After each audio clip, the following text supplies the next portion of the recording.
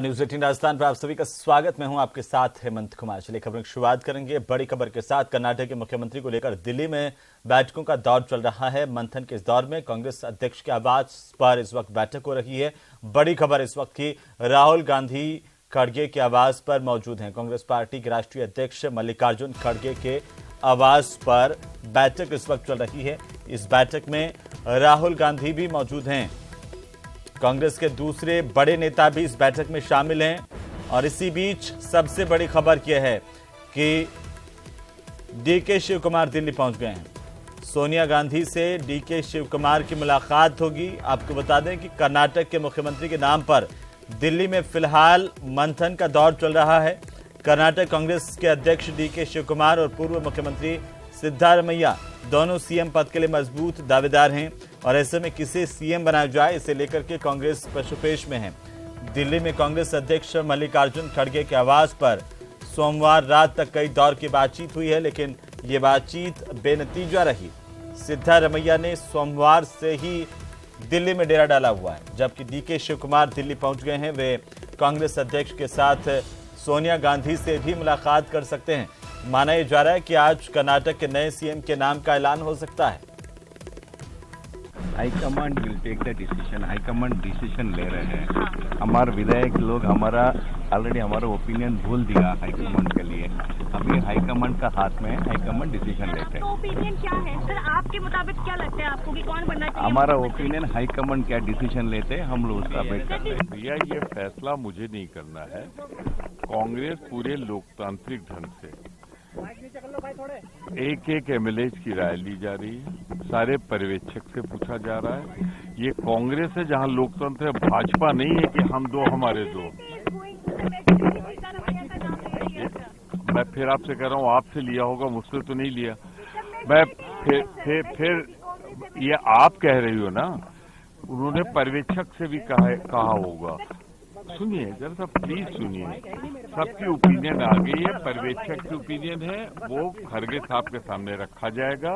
खड़गे साहब उस पर डिस्कस करेंगे सोनिया जी से, राहुल जी से, प्रियंका जी से।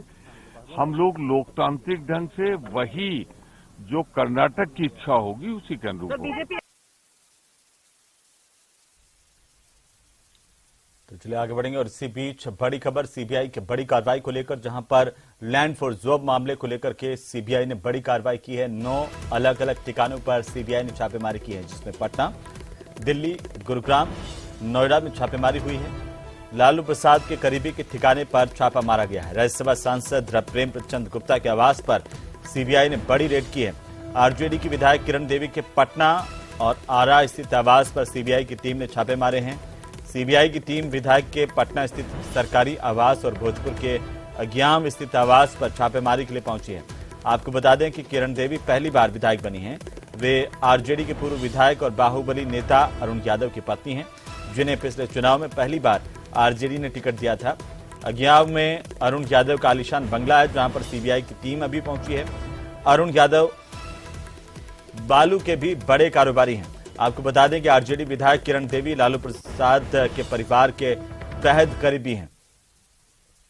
और इस वक्त अलग अलग जगहों की 3 तस्वीरें जहां पर सीबीआई ने छापेमारी की है। पटना में सीबीआई की छापेमारी, तो छपरा में भी सीबीआई की टीम ने छापेमारी की है और दिल्ली में सीबीआई ने रेड की है। 3 तस्वीरें हैं अलग अलग जगहों की। लैंड फॉर जॉब मामले को लेकर के यह बड़ा एक्शन है सीबीआई का, जहां पर अलग अलग 9 ठिकानों पर सीबीआई की टीम पहुंची और छापे मारे गए हैं। जमीन के बदले नौकरी मामले में सीबीआई की छापेमारी पूरे देश में कई जगहों पर चल रही है, जो लालू यादव के बेहद करीबी बताए जा रहे हैं। हमारे साथ पूर्व उप मुख्यमंत्री सुशील कुमार मोदी हैं। मोदी जी, आपने इन मुद्दों को काफी मजबूती से उठाया था और अब कार्रवाई भी हो रही है। नहीं, देखिए, मैंने नहीं उठाया था, मैंने तो बहुत बाद में उठाया। सबसे पहले जदयू के राष्ट्रीय अध्यक्ष श्री ललन सिंह और स्वर्गीय शरद यादव, यही लोग 2007 में तत्कालीन प्रधानमंत्री मनमोहन सिंह से मिले थे और मिलकर ज्ञापन दिया था कि लालू यादव रेल मंत्री रहते हुए किस तरह से लोगों को नौकरी के बदले जमीन लिखवा रहे हैं। तो ललन जी ने इतने पुख्ता प्रमाण दिए थे। ये बात अलग है कि यूपीए की सरकार में सारे मामले को दबा दिया गया, लेकिन जब एनडीए की सरकार बनी तो ललन जी ने दोबारा सीबीआई को सारे दस्तावेज सौंपे। मैंने भी इस मामले को आगे बढ़ाया था और आज उसी के आधार पर कार्रवाई हो रही है। लालू यादव का तो नारा था, तुम मुझे जमीन दो मैं तुम्हें नौकरी दूंगा, और एक दो नहीं दर्जनों लोग हैं जिसके प्रमाण सीबीआई के पास हैं कि जिन लोगों को सरकारी नौकरी दी गई रेलवे के अंदर, 4th ग्रेड एम्प्लॉय की नौकरी दी गई। ललन चौधरी कौन है, हृदयानंद चौधरी कौन है? ये रेलवे का 4th ग्रेड का एम्प्लॉई, ये हृदयानंद चौधरी जो रेलवे के अंदर राजनगर में काम करता था, खलासी था, उसने अपना 60 लाख की जमीन जो है वो। और इसी बीच ईडी से खबर है कि एक बड़ा एक्शन ईडी की तरफ से हुआ है। चेन्नई में ईडी ने छापेमारी की है। आपको बता दें कि लाइका प्रोडक्शंस के दफ्तर पर कार्रवाई हुई है। छापेमारी के कारणों का फिलहाल पता नहीं चल पाया, लेकिन लाइका ने पुष्पा और RRR जैसी फिल्में भी बनाई हैं। पुष्पा, RRR और पोनियन सेल्विन जैसी फिल्मों को प्रोड्यूस करने वाली लाइका प्रोडक्शन कंपनी के चेन्नई दफ्तर में ईडी ने छापा मारा है। पुलिस ने जानकारी दी है कि शहर में कंपनी के कई और ठिकानों पर रेड जारी है। छापेमारी क्यों की जा रही है, इसे लेकर ईडी ने कोई जवाब नहीं दिया है। लाइका प्रोडक्शन की तरफ से भी इस मामले को लेकर बयान जारी नहीं हुआ है।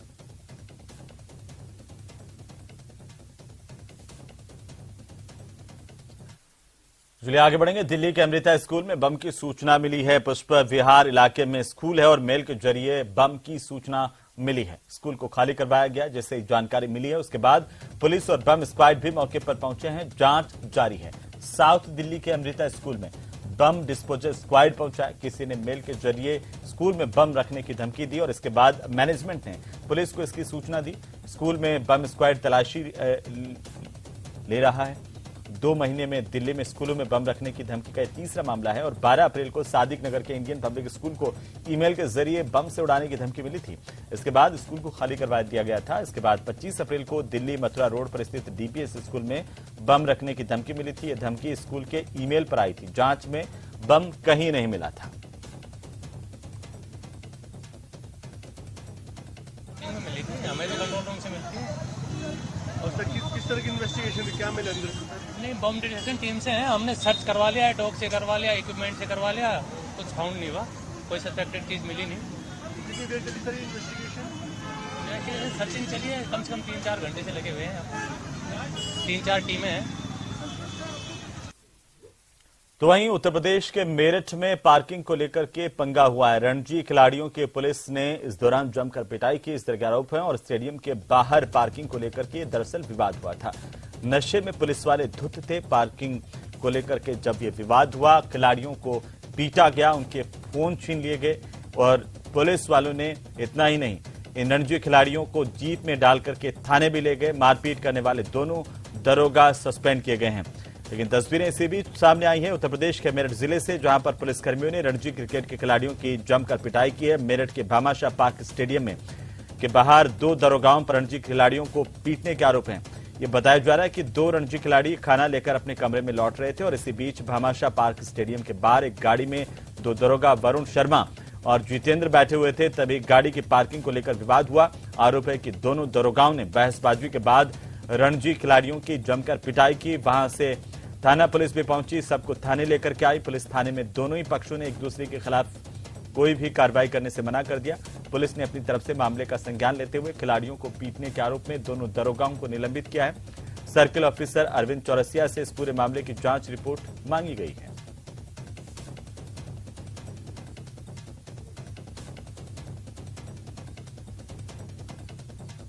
बाहर गाड़ी खड़ी करने को लेकर स्थानीय रणजी प्लेयर्स और परीक्षितगढ़ थाने में तैनात एसएसआई वरुण और पुलिस लाइन में तैनात उप निरीक्षक जितेंद्र के बीच कहासुनी और विवाद हुआ था, जिस पर पुलिसकर्मियों द्वारा उप खिलाड़ियों के साथ हाथापाई की गई थी।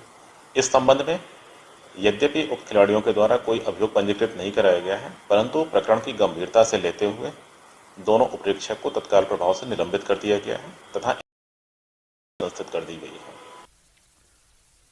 और इसी बीच राजधानी जयपुर से बड़ी खबर, जहां कांग्रेस का मिशन राजस्थान में कांग्रेस की तीनों सहप्रभारी, कांग्रेस के प्रदेश सहप्रभारियों के साथ राजस्थान का दौरा। कांग्रेस के सहप्रभारी काजी निजामुद्दीन जयपुर पहुंच चुके हैं।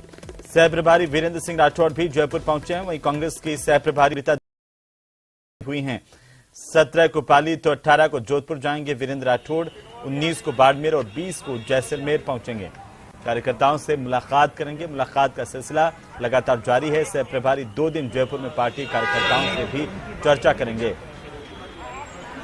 तो खालसा कोठी में पार्टी कार्यकर्ताओं से काजी निजामुद्दीन मुलाकात करेंगे। दौरे कब से शुरू उसके लिए सर सचिन पायलट सब ठीक है।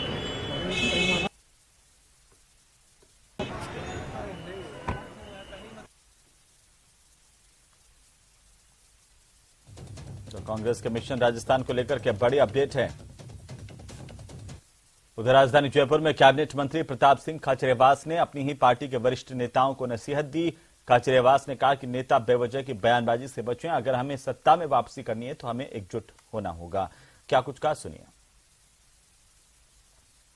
कमांड का फैसला जो भी होगा उसको लागू कराने के लिए मैं खुद हाईकमांड के साथ खड़ा हूं। मेरा मानना है कि जिस तरह से पार्टी में अब डिसिप्लिन आना चाहिए, ये डायलॉगबाजी कर देते हैं सीनियर नेता। अब ये क्यों हो रहा है बयानबाजी? क्योंकि मैंने खुद ने कहा कि गले लगाने का बात, कहाँ जरूरत थी वहां पे धारीवाल जी को ये बोलने की कि मैं पानी पिला दूंगा। पिला दियो पानी, बागला को सामने ले लो, वो भी पानी लेकर खड़े हो गए। क्योंकि आप ऐसे बोलोगे तो अगला देगा ही। मैंने उनको भी कुछ नहीं कहा धारीवाल जी को। मैं धारीवाल जी का सम्मान करता हूँ, मेरे बहुत अच्छे रिश्ते हैं उनसे। मैं तो कह रहा हूँ आप जोश में ज्यादा किसी नेता को चढ़ाओगा। यही है पहलवान, तो सामलो भी तो पहलवान है, सारे पहलवान है यहाँ। तो कौन डर रहा है? आप मेरे ऊपर कोई पत्थर, मैं तो खुद लड़ोकड़ा हूँ। मेरे से आप राजी से गर्दन ले लो, बेराजी तो मैं किसी को कुछ नहीं दूंगा। मैं तैयार बैठा हूँ लड़ने के लिए। जनता सबके चेहरे पर हमने, जब हम सब एक थे, अब सुन लो कड़वी बात, अशोक गहलोत जी, सचिन पायलट, प्रताप सिंह खाचरियावास और तमाम कांग्रेस के नेता, पूरी पार्टी एक थी, तब हमारी 100 सीटें आई थी।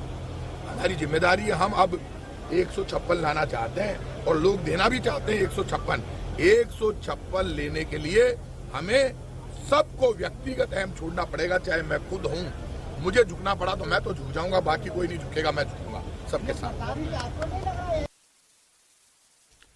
तो वहीं केंद्रीय जल शक्ति मंत्री गजेंद्र सिंह शेखावत ने सचिन पायलट की यात्रा के साथ कांग्रेस पर निशाना साधा। उन्होंने कहा कि कांग्रेस भ्रष्टाचार में डूबी है और अब तो कांग्रेस के चुने हुए लोग ही आरोप लगा रहे हैं, यात्रा निकाल रहे हैं। और इसके अलावा गजेंद्र सिंह शेखावत ने कांग्रेस के महंगाई राहत कैंपों को आहत कैंप करार दिया है। साथ ही गजेंद्र सिंह शेखावत ने कहा कि कांग्रेस जनता के साथ धोखा कर रही है।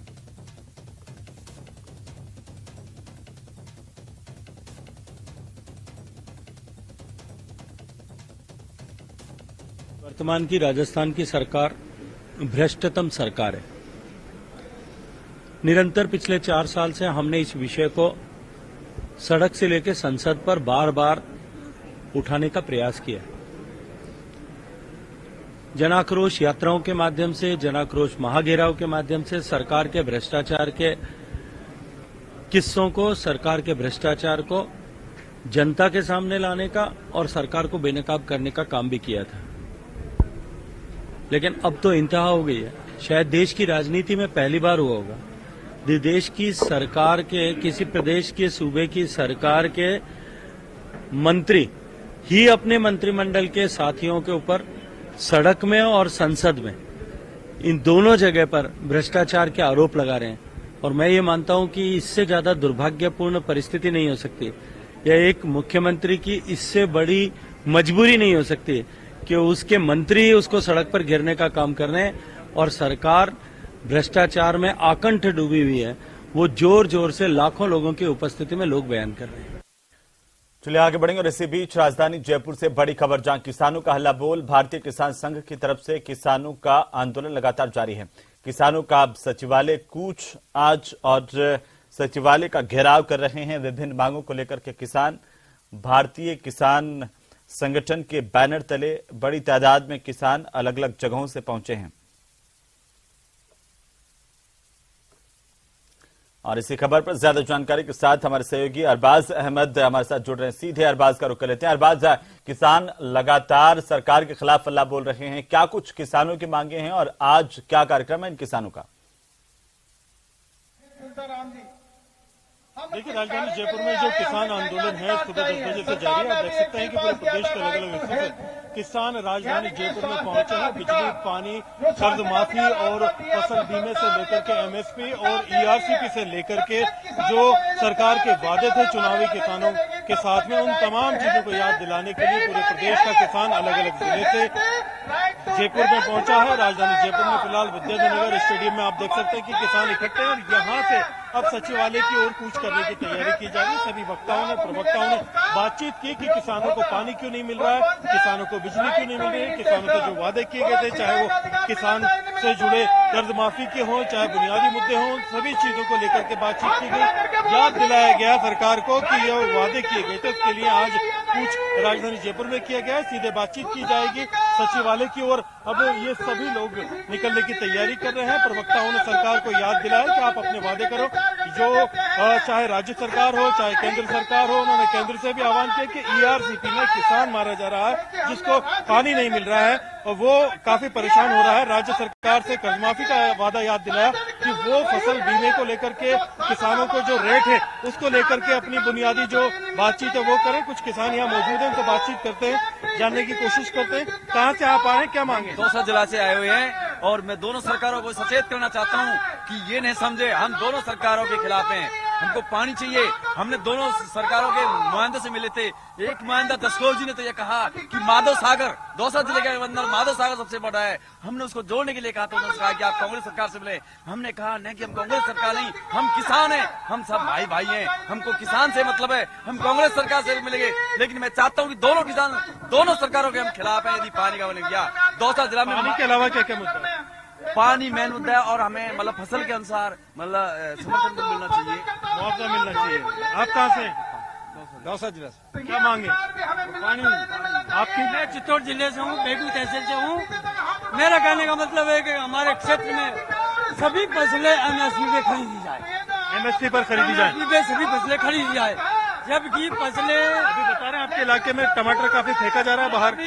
एक कभी टमाटर फेंके जाते हैं, कभी आलू फेंका जाता है, कभी लहसुन फेंका जाता है, कभी आलू फेंका जाता है। किसान की फसलें एक के बाद एक बार हमारे छलावा करती है सरकार, कभी खरीदती है हमें जिसमें कोई फसल खरीद। कुछ कर रहे हैं सचिवालय की? तो इसलिए हम अगर किसान संघ के नाते हम ये बातें सरकार से मांगने आए कि जी बिल्कुल अरबाज, बहुत शुक्रिया तमाम जानकारी के लिए। नजर बनाए रखिए, लगातार अपडेट हम आपसे लेते रहेंगे। कुछ ही देर में किसान यहां से शासन सचिवालय की तरफ से कूच करने वाले हैं। विभिन्न मांगों को लेकर किसान लगातार आंदोलन की राह पर हैं। चलिए आगे बढ़ेंगे। प्रधानमंत्री मोदी ने युवाओं को बड़ी सौगात दी है। 71,000 युवाओं को नियुक्ति पत्र आज वितरित किए गए हैं। रोजगार मेले के जरिए ये नियुक्ति पत्र बेरोजगारों को दिए गए। रोजगार मेले में प्रधानमंत्री नरेंद्र मोदी ने इसके बाद संबोधन दिया। प्रधानमंत्री ने अपने संबोधन में कहा कि आपने अपनी मेहनत से सफलता हासिल की है, गांव में रोजगार दे रहे हैं। प्रधानमंत्री ने कहा कि आज तेजी से विकास हो रहा है। मुद्रा योजना से लोगों को लाभ हुआ है। देश में कौशल विकास पर जोर है। 70,000 से ज्यादा युवाओं को भारत सरकार के विभिन्न विभागों में सरकारी नौकरी का नियुक्ति पत्र मिल रहा है। आप सभी ने कड़ी मेहनत से ये सफलता हासिल की है। मैं आपको और आपके परिवार को बहुत बहुत बधाई और शुभकामनाएं देता हूं। कुछ ही दिन पहले गुजरात में भी ऐसा ही हजारों लोगों को रोजगार देने वाला रोजगार मेले का आयोजन हुआ था। इसी महीने असम में भी एक बड़े रोजगार मेले का आयोजन किया जा रहा है। भारत सरकार और बीजेपी शासित राज्य सरकारों में इस तरह के रोजगार मेले युवाओं के प्रति। चलिए आगे बढ़ेंगे। राजधानी जयपुर के बिड़ला सभागार में 5वां रोजगार मेला केंद्र सरकार की ओर से आयोजित किया गया। रोजगार मेले में केंद्रीय मंत्री कृष्णपाल गुर्जर ने केंद्र के विभिन्न विभागों में नव चयनितों को नियुक्ति पत्र बांटे। प्रधानमंत्री नरेंद्र मोदी कार्यक्रम से वर्चुअली जुड़े। प्रधानमंत्री ने कहा कि 9 सालों में देश ने स्टार्टअप कल्चर की नई क्रांति देखी है। प्रधानमंत्री के संबोधन के बाद इस कार्यक्रम में राजस्थान के विभिन्न विभागों के 230 नवचयनित अभ्यर्थियों को नियुक्ति पत्र सौंपे गए। इस दौरान कार्यक्रम में राज्यसभा सांसद घनश्याम तिवारी, पूर्व केंद्रीय मंत्री और सांसद राज्यवर्धन सिंह राठौड़, जयपुर शहर के सांसद रामचरण बोहरा भी मौजूद रहे। कार्यक्रम को संबोधित करते हुए केंद्रीय मंत्री कृष्णपाल गुर्जर ने केंद्र की सरकार की योजनाओं की जानकारी दी।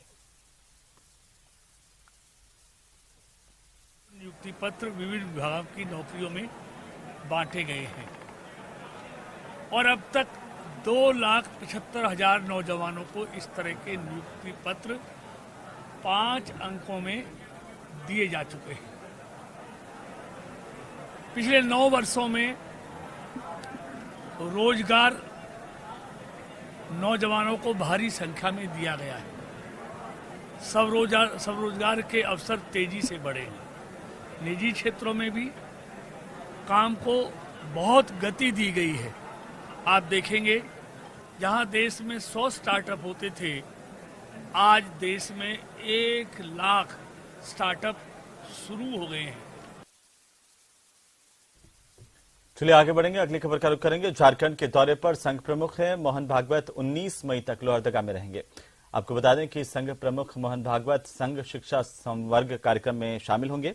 प्रथम और द्वितीय वर्ष का प्रशिक्षण वर्ग का आयोजन हो रहा है। देश में कई जगहों पर कार्यक्रम आयोजित हो रहे हैं। झारखंड के लोहरदगा में संघ प्रमुख शामिल होंगे।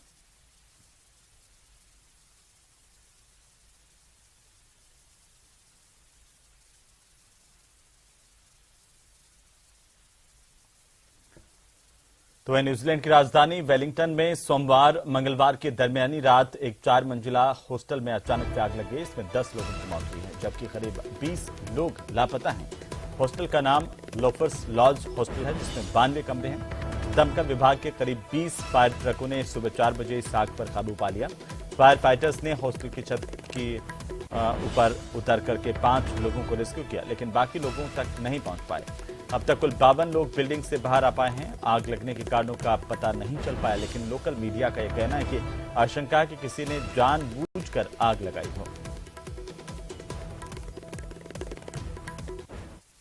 तो वहीं प्रदेश का सबसे बड़ा अस्पताल एसएमएस हॉस्पिटल एक तरफ जहां आधुनिक सुविधाओं के साथ नए विभागों का विस्तार कर रहा है, लेकिन हाल यह है कि राजस्थान के अलावा यूपी, मध्य प्रदेश, हरियाणा और पंजाब के मरीज भी यहां पर पहुंच रहे हैं। अब एसएमएस हॉस्पिटल आईएचएमएस सिस्टम को लागू कर पेपरलेस होने जा रहा है। इसके लिए पूरे अस्पताल को वाईफाई से जोड़ने पर काम जारी है, ताकि यहां पर आने वाले पेशेंट्स का रिकॉर्ड एक साथ एक क्लिक पर डॉक्टर्स को मोबाइल या फिर टैबलेट पर मिल पाए। प्रदेश का सबसे बड़ा अस्पताल लगातार सुविधाओं में वृद्धि कर रहा है। के सबसे बड़े हॉस्पिटल एसएमएस हॉस्पिटल में मौजूद हूं, जहां पर कि इस समय में जो ओपीडी है वो चल रही है, ओपीडी का वक्त है, लेकिन यहां पर जो पेशेंट्स की बढ़ती संख्या है वो यहां के डॉक्टर्स के लिए, अस्पताल प्रबंधन के लिए एक बड़ी चिंता का विषय बना हुआ है। आप रजिस्ट्रेशन से लेकर के ये जो भीड़ है वो आप देखिए कि अब ओपीडी के बंद होने का समय है, लेकिन उससे पहले भी जो भीड़ का दबाव है वो अभी भी बढ़ता हुआ दिखाई दे रहा है। काफी टाइम हो गया सर, सुबह से ही लग रही लाइन में। तो सुबह से लाइन में यहाँ आए थे, फिर यहाँ से उधर वो बागड़ हॉस्पिटल में गए थे, वहाँ से फिर दोबारा यहाँ आए। अच्छा, तो यहाँ से मेंटल हॉस्पिटल जाएंगे सर। अच्छा, तो अभी नंबर आया आपका? अभी नंबर नहीं आया सर। अभी नंबर नहीं आया। भैया कहाँ से आए हो आप? जोधपुर से। जोधपुर से आए हो, बहुत दूरी से। आप खुद के लिए आए हैं किसी के? भैया के लिए आए हूँ, किडनी ट्रांसफर। भैया के लिए आए। अभी वेटिंग चल रहा है? वेटिंग चल रहा है। कब से वेटिंग चल रहा है? अभी आधा घंटा हो गया, आधे घंटे से खड़ा हूँ। आधे घंटे से वेट चल रहा है। आप कहाँ से आए? शुरू से आए हैं आप। अभी क्या बोला जा रहा है, कितनी देर लगेगी? आधी 1 घंटा लगेगी। आधा 1 घंटा। आप कहाँ से आए हो आंटी जी? जोधपुर से। जोधपुर से हैं आप। अभी लाइन में लग रहे हैं, इंतजार चल रहा है। भैया आप खुद को दिखाने आए हैं या किसी और के साथ? भैया के साथ में आया हूँ मैं। भैया के साथ आप अटेंडेंट हैं? हाँ, गंगापुर सिटी से। क्या बोला, मतलब एसएमएस हॉस्पिटल में किस तरह से आपको चक्कर काटने पड़े या फिर? चक्कर कट रहा सर। इजीली नंबर थोड़ी आया? नहीं। Easily number. अभी 2 बार अंदर गया, 2 बार बाहर भेज दिया। सफाई वगैरह व्यवस्था सारी ठीक है। क्या देखते हैं आप, ये जो भीड़ है, क्राउड कंट्रोल है, उसका कहीं न कहीं मैनेजमेंट आप मानते हैं कि होना चाहिए? नहीं, देखिए जितने भी गवर्नमेंट है वो एक आधार कार्ड के जरिए लिंक कर दो सारी सुविधा। तो वहीं आईपीएल टूर्नामेंट के आखिरी चरण में बड़ा मुकाबला हुआ है, जहां पर लखनऊ सुपर जायंट्स मुंबई और मुंबई इंडियंस के बीच में मुकाबला। मुंबई इंडियंस का सामना लखनऊ सुपर जॉइंट से होगा। मुंबई 14 अंक लेकर अंक तालिका में तीसरे स्थान पर है। इसी के साथ इस बुलेटिन में फिलहाल इतना ही। नमस्कार।